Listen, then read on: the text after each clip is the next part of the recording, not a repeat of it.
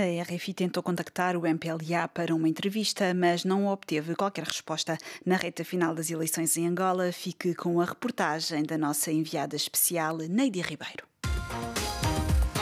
Reportagem. Em Angola, termina esta segunda-feira a campanha eleitoral com vista às eleições gerais de 24 de agosto e nas quais participam 8 forças partidárias.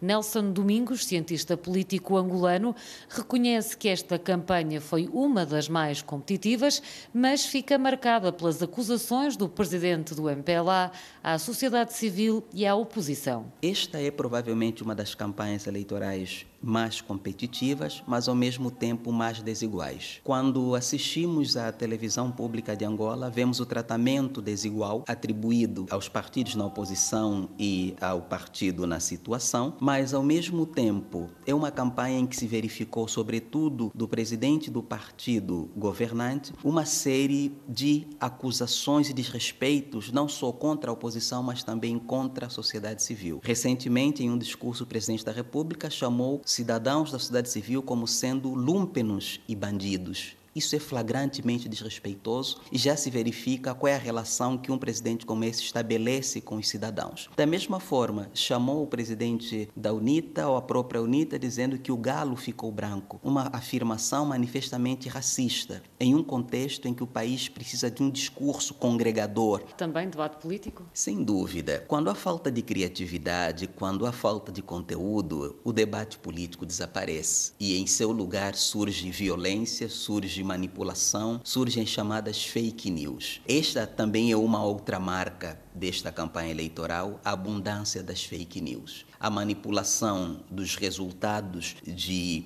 cidadãos presentes nas atividades de massa, manipulação destas imagens, manipulação de imagens dos próprios candidatos, manipulação de outras informações para confundir o eleitor. Mas pode falar-se de uma eleição que será renhida? Se os resultados eleitorais refletirem de facto a vontade popular, será renhida. Mas se os resultados forem, conforme já se prevê, provavelmente manipulados, não haverá. Por que eu digo isto? Porque há a produção de sondagens manifestamente questionáveis, a começar por uma empresa chamada POB Brasil. Eu tomei o cuidado de verificar junto ao Tribunal Superior Eleitoral e em algumas instituições brasileiras.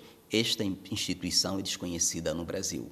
Ninguém sabe de onde ela surgiu ou como produziu esses resultados, que dá uma vitória de 61% ao MPLA, que ninguém sabe como produziu. Em contrapartida, os resultados e a metodologia produzida pelo Movimento Cívico Mudei, pelo Angobarômetro e outras instituições, dão uma margem considerável de 53% a 59% de vitória para a UNITA e FPU, e para o MPLA oscila entre os 20% aos 30%. Esta campanha eleitoral fica ainda marcada pelas denúncias da sociedade civil de irregularidades. Estas irregularidades podem comprometer este processo eleitoral? Uma das irregularidades neste processo está intimamente ligada à falta de transparência desde o começo do processo, associado, por exemplo, à questão de mortos que apareceram nos cadernos eleitorais. Essa é uma das questões. Nomes que aparecem duplicados, nomes de pessoas que aparecem em diferentes assembleias de voto. E agora,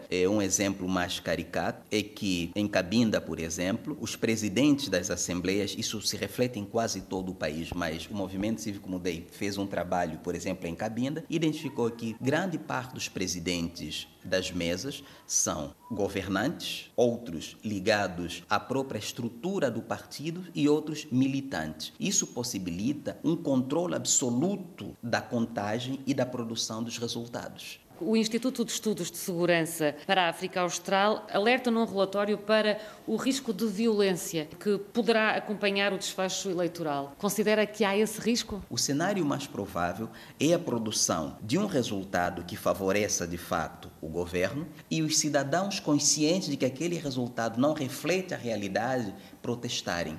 E aí ocorrerem algumas execuções sumárias logo após a divulgação dos resultados. A análise de Nelson Domingos, cientista político em Angola.